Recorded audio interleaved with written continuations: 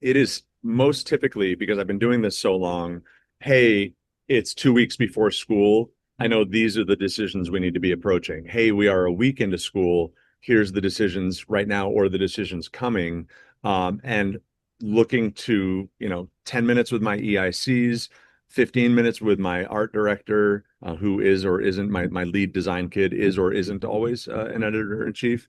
Kind of coaching and saying, hey, it's Tuesday.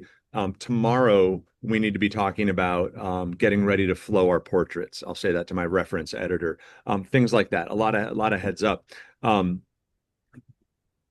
I've never had a rookie editor, and that might be an obvious thing to say, but it needs to be said because that means that every editor who I could deputize to go, hey, I need you 2 days from now to teach captioning, to review it with the coverage staff, and you're going to have all the rookies as well.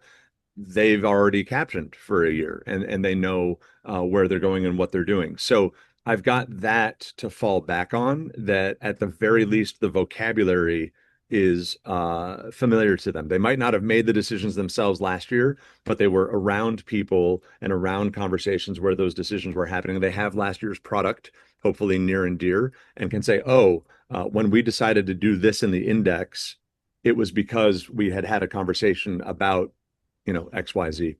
I think I want to answer the question also a little bit differently, and maybe we were getting here.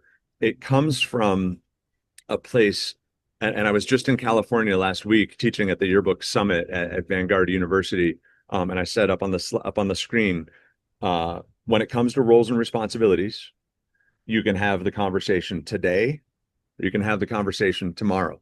But one way or another, you're having the conversation, and today is always easier. Meaning, if you have a conversation tomorrow about roles and responsibilities, it probably means that somebody's toes got stepped on, something was missed, or somebody's very upset and maybe in tears. And so it behooves us all, advisors, editors in chief, behooves reps to prompt these conversations with the schools that they support.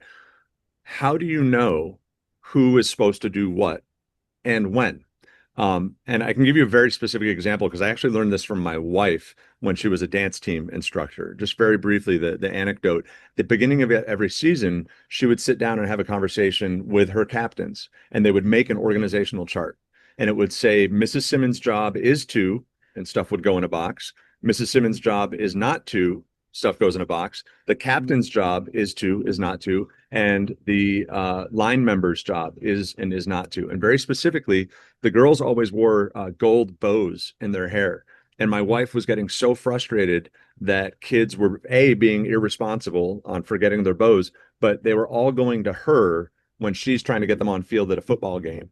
And she was like, I don't have time for that right now. And so it's one specific example that if you needed the gold bow, you always went to the captain. But as finite or maybe weird as that sounds to offer on a yearbook podcast, it's a really specific example of we had the conversation. So when the problem arose, we knew how to deal with it already. And I think when we have those conversations in August in the preseason, certainly in the opening week of school or so, we can help ourselves in February by having those conversations in September. I hope that makes sense.